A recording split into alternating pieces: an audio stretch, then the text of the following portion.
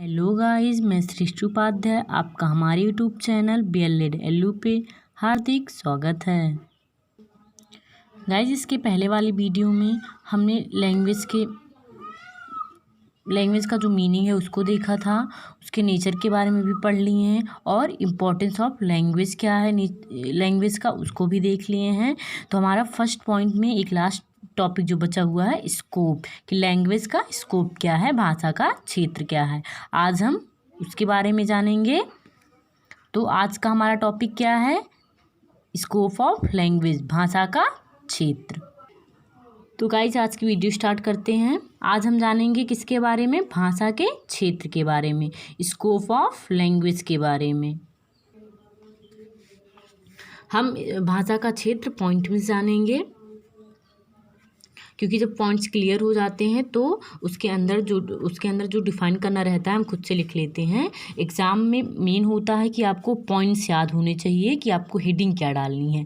अंदर आप लिख सकते हैं, तो आप कुछ ना करिए। अगर डेली रिवीजन पूरा नहीं कर पाते हैं तो बस जितना भी आपने पढ़ा है उसका जो आपकी हेडिंग है आप उसको ज़रूर रिवीजन करें, क्योंकि अगर आपको कॉन्सेप्ट क्लियर होना चाहिए फर्स्टली होता है, और सेकेंडली आपको उसके हेडिंग्स पता होना चाहिए, जिससे आप पेपर आसानी से कर सकेंगे। तो हम हेडिंग्स के बारे में पहले देखेंगे कि भाषा का क्षेत्र। पहला क्या है कि भाषा वक्ता को समझना संभव बनाती है। भाषा का क्षेत्र में भाषा वक्ता को समझना संभव बनाती है। दूसरा देखेंगे, भाषा समाज का अस्तित्व संभव बनाती है। तीसरा है कि बाहरी दुनिया के साथ भाषा का संबंध भाषा समूह को सीमित करती है। भाषा के क्षेत्र में चौथा पॉइंट है, भाषा समूह को सीमित करती है। तो हम पहले टॉपिक पे बात करेंगे, पहले पॉइंट पे बात करेंगे। पहला पॉइंट क्या है? भाषा वक्ता को समझना संभव बनाती है। यहाँ वक्ता से मतलब होता है कि एक होता है श्रोता, दूसरा व्यक्ति वक्ता होता है। तो अगर हमें भाषा का अच्छा ज्ञान है तभी हम किसी जो दूसरा व्यक्ति है उसके अगर हमें भाषा का अच्छा ज्ञान होगा तभी हम जो दूसरा व्यक्ति है जो हमसे अपनी बातों को, अपनी भावनाओं को, अपने मनोभावों को बता रहा है, तभी हम उसको समझ पाएंगे। जिस प्रकार अगर कोई हमसे अंग्रेज़ी भाषा में बात कर रहा है और हमें अंग्रेज़ी भाषा का ज्ञान नहीं है तो हम उसकी जो बातें हैं, उसकी जो भावनाएं हैं वो समझ नहीं पाएंगे। यहाँ इसी प्रकार होगा जैसे आपने कहावत सुनी होगी, भैंस के आगे बीन बजाओ और भैंस खड़ी पगुराए। क्योंकि भैंस के आगे कुछ भी कहो तो भैंस को तो समझ में आएगी नहीं। उसी प्रकार तो अगर हमें भाषा का ज्ञान नहीं होगा तो हम वक्ता को समझ नहीं पाएंगे। तो इसका यहाँ हुआ कि भाषा वक्ता को समझना संभव बनाती है। दूसरा देखेंगे, दूसरा पॉइंट है, भाषा समाज का अस्तित्व संभव बनाती है। समाज की परिभाषा क्या होती है? समाज दो या दो से अधिक लोगों का जो समूह होता है उसे समाज कहते हैं। तो जैसे दो लोग जो हैं, दो या दो से अधिक लोगों का जो समूह होता है उसे समाज कहते हैं।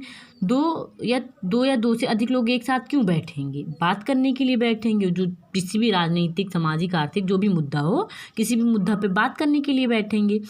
तो अगर भाषा नहीं हो तो ये लोग साथ में नहीं बैठेंगे। अगर ये लोग साथ में नहीं बैठेंगे तो समाज का निर्माण नहीं हो पाएगा। तो इसका यहाँ हुआ कि इससे स्पष्ट होता है कि भाषा समाज का अस्तित्व संभव बनाती है। अब हम देखेंगे कि भाषा का क्षेत्र में हम तीसरा पॉइंट देखेंगे, भाषा समूह को सीमित करती है। तीसरा पॉइंट क्या है? भाषा समूह को सीमित करती है।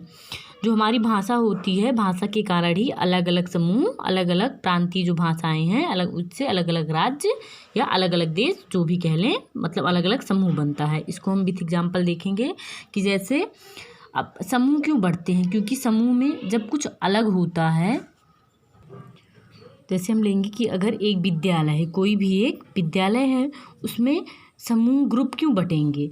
हम यहाँ अदर एक्टिविटीज़ को छोड़ के केवल लैंग्वेज की बात करेंगे। वहाँ जैसे अब मतलब एक बहुत बड़ा विश्वविद्यालय मान लो है। इसमें हर एक प्रांत, हर एक क्षेत्र के बच्चे पढ़ते हैं। तो इसमें कुछ बच्चे जिनको इंग्लिश का ज्ञान होगा वो उस ग्रुप में बैठ जाएंगे, जिनको हिंदी का ज्ञान होगा, हिंदी भाषा का, उस ग्रुप में बैठ जाएंगे। अब हिंदी भाषा में जैसे जो बिहार के या यूपी के लोग होंगे उनका ग्रुप अलग हो जाएगा। फिर जो हिमाचल के लोग होंगे उनका ग्रुप अलग हो जाएगा। क्यों? क्योंकि इनकी बोली के कारण ही ये अपना समूह बांट रहे हैं। अब क्योंकि अंग्रेजी भाषा वाला अंग्रेजी भाषा के समझेगा, हिंदी भाषा वाला हिंदी भाषा को समझेगा, भोजपुरी वाला भोजपुरी को समझेगा, तो वे अपनी भाषा से, अपनी जो हमारी अपनी भाषा होती है उससे हम अपने मनोभावों को, अभिव्यक्तियों को अच्छे से व्यक्त कर लेते हैं।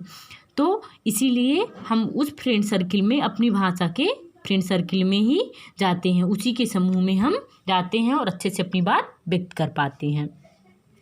तो थर्ड पॉइंट क्या हुआ इसका कि भाषा समूह को सीमित करती है। तीसरा हो गया, पहला क्या था, भाषा वक्ता को समझना संभव बनाती है। विथ एग्जाम्पल हम लोगों ने देखा अंग्रेजी भाषा वाला एग्जाम्पल लेके। इसमें भाषा समाज का अस्तित्व संभव बनाती है। इसमें भी हमने कि देखा कि दो या दो से अधिक लोग क्यों आपस में बैठते हैं, किसी मुद्दा पे बात करने के लिए, और अगर भाषा का ज्ञान नहीं होगा तो वो लोग ऐसा नहीं कर पाएंगे। और तीसरे में हमने विद्यालय का एग्जाम्पल लेके समझा। अब चौथा पॉइंट देखेंगे, बाहरी दुनिया के साथ भाषा का संबंध। जो हमारी बाहरी दुनिया है उसके साथ भाषा का क्या संबंध है। हमारा जो रिलेशन होता है वो बाहरी दुनिया से भाषा के माध्यम से ही होता है, क्योंकि हम किसी भी चीज़ को समझने के लिए या मतलब उनके किसी चीज़ को जानने के लिए ही भाषा का प्रयोग करते हैं। भाषा के कारण ही हम उनसे वार्तालाप कर पाते हैं, उनकी जो पद्धति है उसको जान पाते हैं, उनकी जो सभ्यता है उसको जान पाते हैं। अगर हमें भाषा का ज्ञान नहीं होगा तो हम इन सब चीज़ों के बारे में नहीं जान पाएंगे, जिससे हमारी जो बाहरी दुनिया है उसके साथ संबंध नहीं बन पाएंगे। तो गाइज हमने आज क्या देखा, भाषा का क्षेत्र हम रिवीजन करेंगे कि भाषा वक्ता को समझना संभव बनाती है, भाषा समाज का अस्तित्व संभव बनाती है, भाषा समूह को सीमित करती है, बाहरी दुनिया के साथ भाषा का संबंध। आई होप गाइज आपको वीडियो समझ में आई होगी। अगर पसंद आई हो तो लाइक कीजिएगा और चैनल को सब्सक्राइब कीजिए, बेल आइकन को दबाना ना भूलिए, क्योंकि ऐसे ही हम आपको पूरी वीडियो जब देंगे पूरे सिलेबस का तो ताकि आपको नोटिफिकेशन मिल सके। तो गाइज आज के लिए इतना ही। बाकी आप लोग साथ दें, वीडियो को लाइक कीजिए, कमेंट कीजिए जो आपको समझ में आए, जो आपको जानना हो। बाकी अपने दोस्तों के पास भी ज़रूर शेयर कीजिए। चैनल को सब्सक्राइब कर बेल आइकन ज़रूर दबाइए।